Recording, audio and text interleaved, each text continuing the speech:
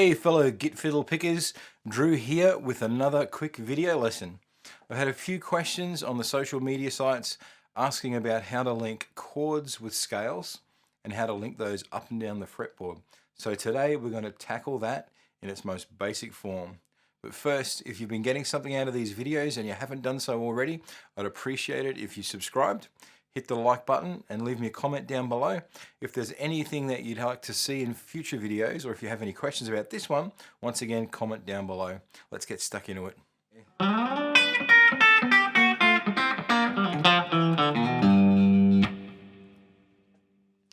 Now for our examples today, we're going to be focusing on our triads in their root inversion. When I talk about a root inversion, it means we play the triad 1, 3, 5. And that's all we're going to look at. We're going to be using the key of G for our examples. So I'm going to show you the shapes that we're going to be using to play these triads based off a root note on each of our strings. So to start off with, we're going to look at our low E string. And because we're in the key of G, our root note is going to be on the 3rd fret. And we're going to play this triad. So that's going to be 3rd fret, 2nd fret of the A string, open D string. Now that's one way that we can play it off that root note. There's actually 2 other ways that I can think of at the moment. The second way, if you've ever played any boogie woogie bass tunes, you'll already be familiar with it. Now it's only going to be on 2 strings instead of covering 3 strings. So it's going to be like this. Still sounds the same, but we finger the triad differently. So it's starting on our middle finger on the 3rd fret, followed by our 2nd finger on the 2nd fret, our 1st finger on the 2nd fret of the A string, and then our pinky on the 5th fret of the A string. Now the other way that we can play our triad off that root note is we'll play 2 notes on the low E string. So we'll play with our 1st finger the root note on the 3rd fret. We're going to stretch over to the 7th fret with our pinky. That's going to be our 3 or our B note. And then we can come down and we can play our 5 note, which is a D, on the 5th fret of the A string. So that's 3 ways that we can play our triad based off that root note on the low E string. So I'll play all 3 of them now.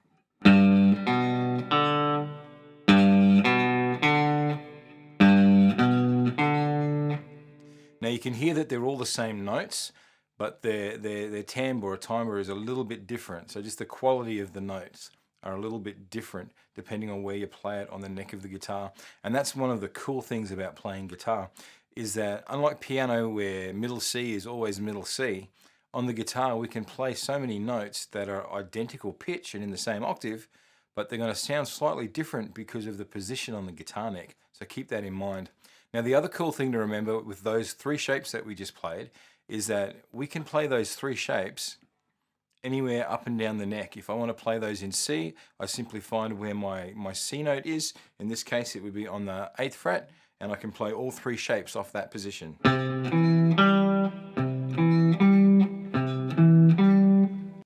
So that's nice and easy. So you'll be able to transpose those to all 12 keys without any dramas whatsoever. The other good thing is for the shapes on the low E string, the shapes based off the root note on the A string are identical. They're exactly the same. So if I look for my G note, my first shape, which crossed 3 strings, is the exact same pattern. Now obviously this time I don't have an open string. This is what they class as a closed position, but it's the same pattern of notes. I can then play my 2nd shape, which is our 2nd finger on the 10th fret, 1st finger on the 9th on the D string, and then pinky goes over to the 12th fret on the D string, and I can play my 3rd shape. So as long as you transpose the shapes from the low E string, remember the pattern, and then you can play those exact same 3 shapes off any of the root notes on the A string as well. Now when we get to our D string, some of the shapes will stay the same, but the first one, which crosses 3 strings, is going to be slightly different because of the tuning of the guitar.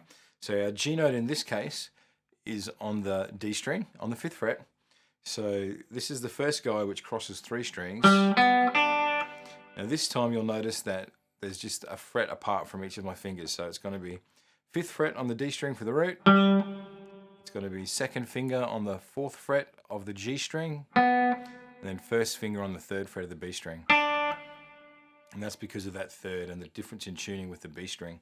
Now, our other two patterns are exactly the same as before. So nice and easy. Okay, moving on to the next string, we've got our root note on the G string. Now in this case, I'm going to go up to the 12th fret. I'm not going to worry about the open string. I'll try and stick to the closed position for this guy. And we're going to go root note G on the 12th fret. Our third is going to be on the 12th fret of the B string. And then our fifth is going to be on the 10th fret of the high E. So like this. So you can see it's a little bit different again. Now, the other two patterns change slightly as well. So for the second pattern, it's going to be first finger on the 12th fret, which is the tonic or the root, so the note of G, followed by our first finger, so we just roll it down to play our third or our B note on the 12th fret of the B string, and then our pinky reaches over to play the D note up on the 15th fret of the B string. And then our last pattern, once again, starts from that same G note, but this time we're going to stretch from the 12th fret all the way up to the 16th on the same string. Then we're going to hit that D note that's on the 15th fret of the B string. So those three shapes will look like this.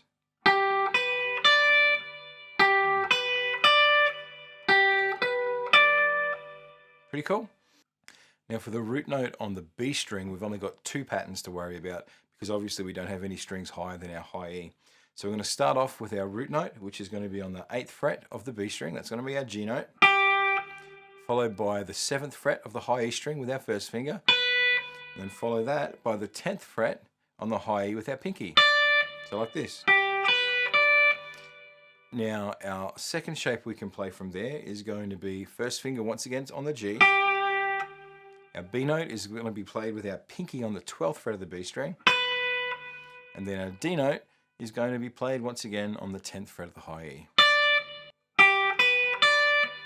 So those two shapes. Now that's covered all of our triad shapes that we're going to look at playing today. Now it sounds like a lot of shapes to remember, but there's a lot of double ups in there. And if you play these guys a little bit every day, like I always say, grab a circle of fourths. So jump on Google the circle of fourths or a circle of fifths, whichever you prefer. Start at C and work your way around the circle back to C, and you will have covered all of your chord shapes or all of your keys. If you spend a few minutes in the morning and a few minutes at night time just running through that pattern, after a week or two, a lot of this stuff is going to be second nature. The more you use it, the easier it's going to be to recall this stuff. So it's about how much time you put into it. But if you approach it logically like this, you're going to be able to nail it in the quickest possible time with the least amount of effort. Now, that's just those shapes. We're talking about linking these shapes up and down the neck.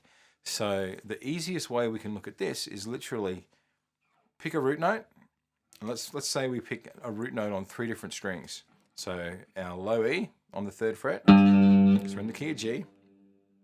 The next one I'm going to go to is going to be our root note on the 10th fret of the A string. And then the last one that I'm going to look at is going to be our root note on the 12th fret of the G string. And I'm going to play a triad shape of each one of those root notes. And what you'll see is that they actually link. We're going to be playing one octave, then going up an octave, then going up another octave. So I'll do it, first of all, I'm going to cross 3 strings with each of my triad shapes. And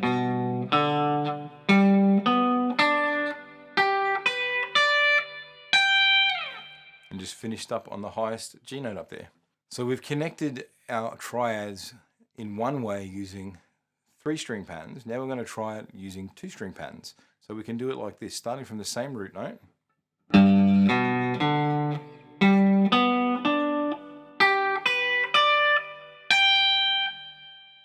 Now that's connecting them with our first 2-string pattern. We can do the same with our third 2-string pattern like this.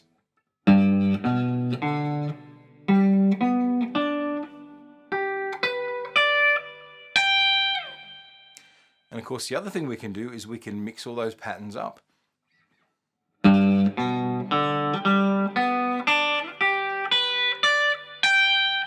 And let's try a different way.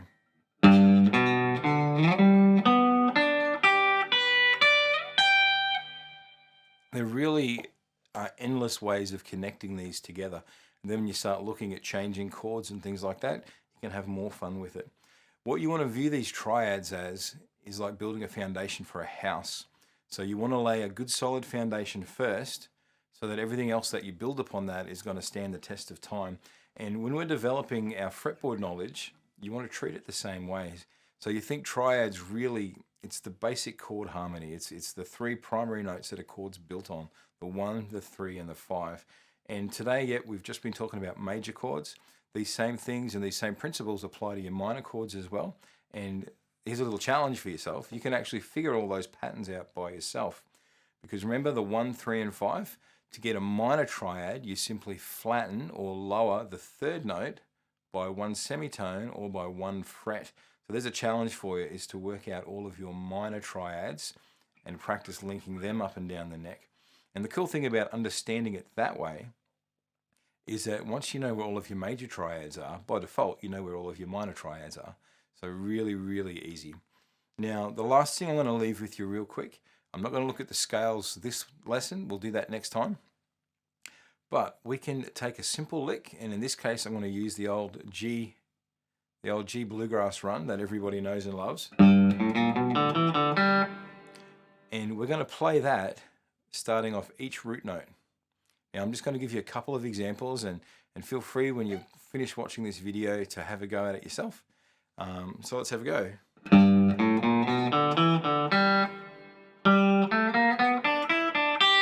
How else can we play it?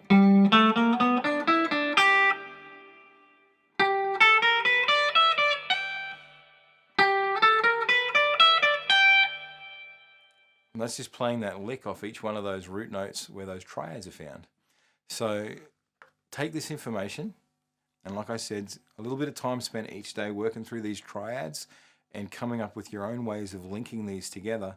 You'll start to see how the neck is really just a group of little octaves, and it's all those same little groups of whether you're looking at 3-note triads, whether you're looking at 5-note pentatonics, whether you're looking at 7-note scales.